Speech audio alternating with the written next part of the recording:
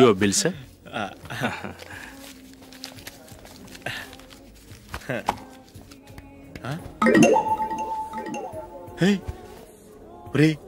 దొరికేసేవరా పరిస్థితి మర్చిపోయాను. అయ్య బాబాయ్ దెబ్బైపోయాను రా.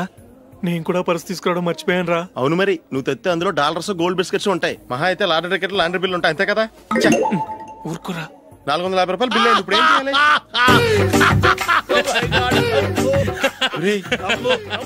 అక్కడికి ఐడియా రా. నమస్తే సార్. సారీ సార్, ఆ రోజు జరిగింది మీరు ఇంకా మర్చిపోలేదు అనుకుంటాను. నేను తప్పు చేసి మిమ్మల్ని ఇరికించాను సార్. దానికి నేను చాలా ఫీల్ అవుతున్నాను సార్. సార్, ఆ రోజు నేను చేసిన తప్పుకి శిక్షగా ఈ రోజు మీ బిల్ నేను పే చేస్తాను సార్. నా బిల్లు పే చేయడానికి నువ్వెవడివి? అమ్మో, నీతో మాట్లాడితేనే డేంజర్. ఏంటి సార్ ఇది? తప్పులు చేయడం మానవ సహజం. తప్పు ఒప్పుకున్నప్పుడు మనసుని ఏ మనిషి అయినా క్షమించాలి సార్. నన్ను క్షమించండి సార్. మీ బిల్ నన్ను పే చేయనివ్వండి సార్, ప్లీజ్ సార్. వద్దు బాబు వద్దు. నేనే ముష్టోడు కాదు, నా దగ్గర డబ్బులున్నాయి. నా బిల్లు నేనే ఇచ్చుకుంటాను. ఒకవేళ డబ్బులు లేకపోతే ఇదే హోటల్లో పిండి రుబ్బుకుంటాను కానీ నీ దగ్గర మాత్రం పైసా తీసుకోను. వెళ్ళు వెళ్ళు. సారీ సార్, నేను వస్తాను సార్. పదరా, మనసున్న మనుషులే లేరు. దొంగ వెతవు.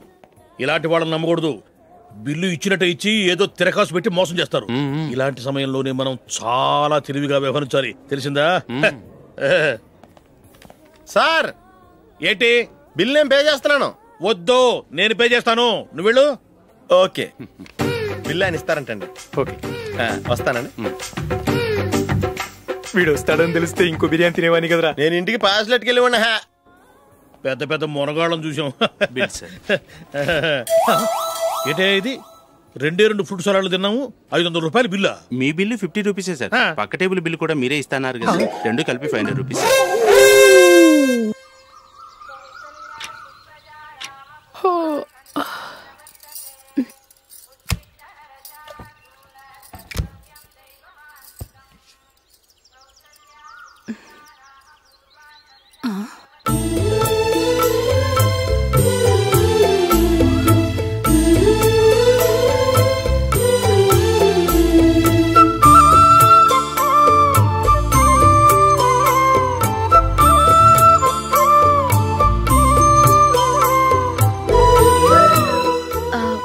రంగుల ముగ్గు ఒకటే నాకు తెలుసు.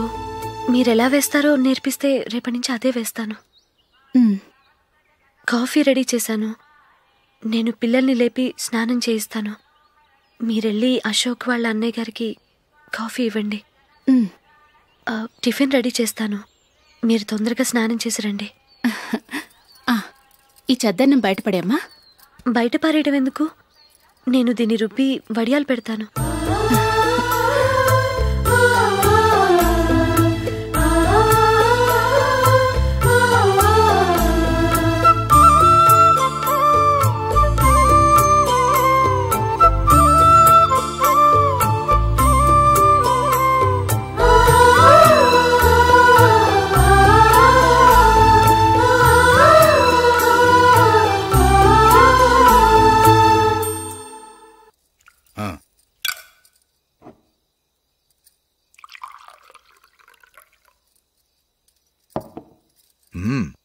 ఈ రోజు వంటలు కాస్త బాగున్నట్టున్నాయి. ఇవన్నీ ఆ జూలీ చేసిందండి.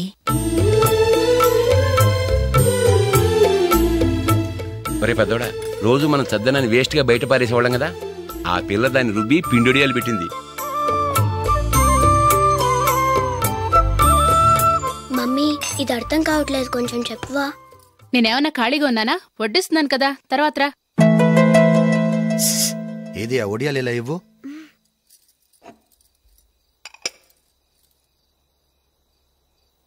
మమ్మీని డిస్టర్బ్ చేయకండి, నేను చెప్తాను, సరేనా?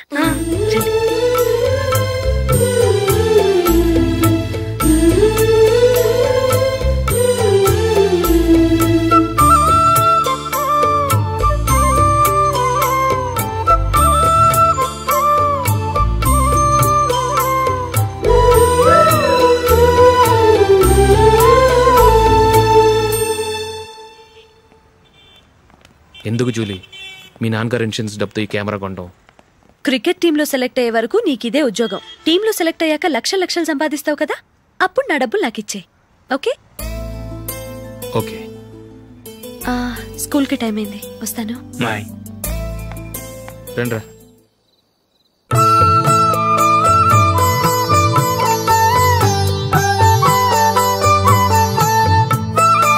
కాఫీ తీసుకోండి.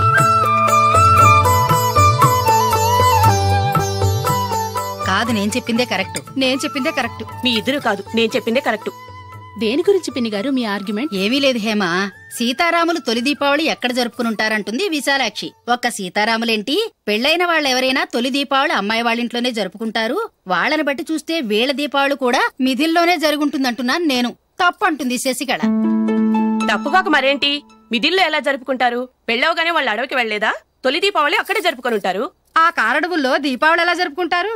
14 సంవత్సరాలు వనవాసం ముగిశాక అయోధ్యకు వచ్చి అప్పుడు జరుపుకుని ఉంటారు. మీ ఇద్దరు చెప్పింది తప్పు, నేను చెప్పిందే కరెక్ట్. కాదు, మీ ఇద్దరు చెప్పిందే తప్పు, నేను చెప్పిందే కరెక్ట్. నేను చెప్పిందే కరెక్ట్ కాదు, నేను చెప్పిందే కరెక్ట్. ఒక్క నిమిషం, నేను చెప్పనా? ఆచారం అనుష్ఠానం అన్నీ తెలిసిన మేమే తెలియ కొట్టుకుంటున్నాం. క్రిస్టియన్ పిల్లవి, నీకెలా తెలుస్తుంది? ఏదో నాకు తెలిసింది చెప్తాను, తప్పైతే క్షమించండి. సరే చెప్పు. ఆంటీ, రామావతారం తర్వాత కదా కృష్ణావతారం. కృష్ణావతారంలో నరకాసురుడు చచ్చిపోయిన ఆనందంలో దీపావళి చేసుకుంటారు. దీన్ని బట్టి చూస్తే రామావతారంలో అసలు దీపావళే లేదు. అలాంటప్పుడు వాళ్ళు తొలి దీపావళి ఎలా చేసుకునుంటారు?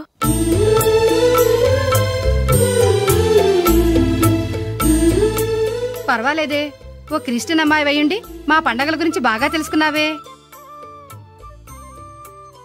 యాండి, నేనోటి చెప్తానేం అనుకోరు కదా? చెప్పు. ఏం లేదు, జూలీ వచ్చిన దగ్గర నుంచి నాకు చాలా హెల్ప్ఫుల్గా ఉంటుంది. పిల్లల్ని ఇంటిని కూడా చక్కగా చూసుకుంటుంది. మీ తమ్ముడికి కూడా జూలీ అంటే ఇష్టం కదా. వాళ్ళిద్దరికీ పెళ్లి చేస్తే ఎలా ఉంటుందంటారు? నేను అదే అనుకుంటున్నాను. ఊళ్ళో అందరూ వీళ్ళ గురించి ఏదేదో వాగుతున్నారు. వీళ్ళకి ముడి పెడితే తప్ప వాళ్ళ నోళ్ళు మూతపడవు. మీరేమంటారు నాన్న? ఇది మనం అనుకోవాల్సింది కాదురా, మీ తమ్ముడు జూలియా డిసైడ్ చేయాలి. వాళ్ళనే అడుగుదాం. మీరు మమ్మల్ని తప్పుగా అర్థం చేసుకున్నారు. చిన్నప్పటి నుంచి మేమిద్దరం ఒకటిగా పెరిగాం. అందుకని ఒకటిగా పెరిగిన వాళ్ళు ఒకటవ్వాలనుకోవడంలో అర్థం లేదు. మాకెప్పుడు అలాంటి ఉద్దేశం లేదు. ఈ రోజు వరకు మేమిద్దరం మంచి ఫ్రెండ్స్ అంతే. అంతకుమించి మా ఇద్దరి మధ్య ఎలాంటి తప్పుడు అభిప్రాయాలు లేవు. యారా, ఫ్రెండ్స్గా తిరిగిన వాళ్ళు పెళ్లి చేసుకోకూడదా? పెళ్ళైన తర్వాత భార్యాభర్తలు స్నేహితులుగా ఉండొచ్చు. కానీ స్నేహం ముసుగులో ఆడామగా భార్యాభర్తలుగా మారాలనుకుంటే అది ఫ్రెండ్షిప్ని అవమానించినట్టు.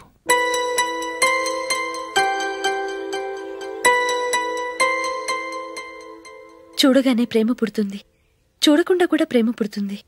కానీ చూడగానే స్నేహం పుట్టదు, చూడకుండా కూడా పుట్టదు. ముందు పరిచయం కావాలి, ఒకరినొకరు అర్థం చేసుకోవాలి. ఆ తర్వాతే స్నేహం పుడుతుంది. స్నేహం మాకు వరంగా దొరికింది.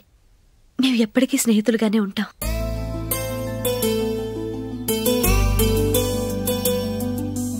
మిమ్మల్ని చూస్తుంటే చాలా గర్వంగా ఉంది.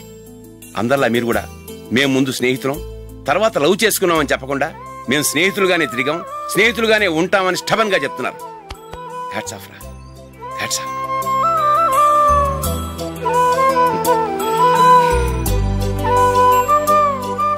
ఊళ్ళో వాళ్ళ మాటలు నమ్మాను, కానీ తోడబుట్టిన వాడిని నమ్మలేకపోయాను.